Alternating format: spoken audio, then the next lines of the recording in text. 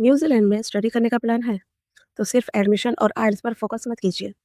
आपको course funds work rights और post study opportunities सब कुछ समझना जरूरी है। चलिए पूरा ब्रेकडाउन समझते हैं।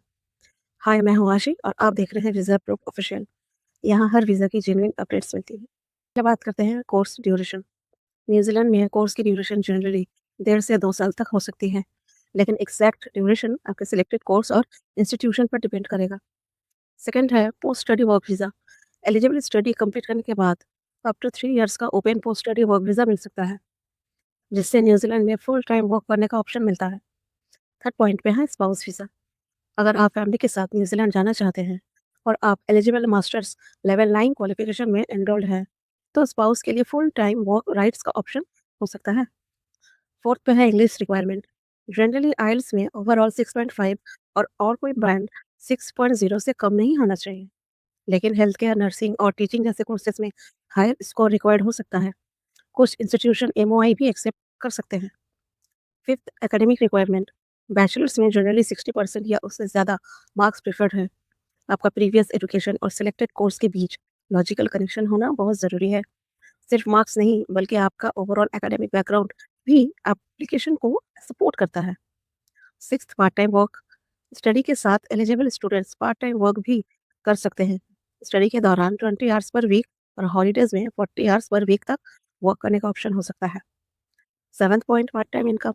मिनिमम 23.15 पर न्यूजीलैंड डॉलर, जिससे अप्रॉक्स 1500 से 2000 पर मंथ अर्निंग हो सकती है, यानी 85,000 से 1.13 लाख हो सकती है Indian money. Work permit duration. Study complete होने के बाद eligible graduates work visa options explore कर सकते हैं। ये वीज़ा 3 इयर्स तक वैलिड हो सकता है। पोस्ट स्टडी वर्क वीज़ा के थ्रू स्किल्ड एम्प्लॉयमेंट का एक्सपीरियंस फ्यूचर रेसिडेंस ऑप्शंस के लिए यूजफुल हो सकता है, लेकिन पीआर गारंटेड नहीं होता। Ninth, visa interview. अगर इमिग्रेशन को एप्लीकेशन में क्लैरिफिकेशन चाहिए तो वीज़ा इंटरव्यू लिया जा सकता है। Tenth, tuition fees.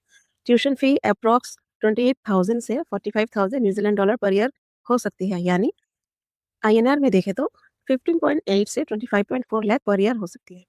Show money. Living expenses के लिए अप्रॉक्स न्यूजीलैंड डॉलर 20,000 यानी अराउंड 11.3 लैक्स पर प्लस 2,000 एयर फेयर यानी अराउंड 1.13 लाख का फंड शो करना होता है। Twelfth, fund accepted. Funds recognize bank यानी फाइनेंशियल इंस्टीट्यूशन से होनी चाहिए। एजुकेशन लोन का केस में सैंक्शन लेटर जरूरी है, और फंड्स में ट्यूशन फीस, लिविंग एक्सपेंसेस और एयर फेयर कवर होना चाहिए। 6 मंथ का बैंक स्टेटमेंट प्रिफर्ड है। 13 पॉइंट में है 1 ईयर ओवरऑल कॉस्ट।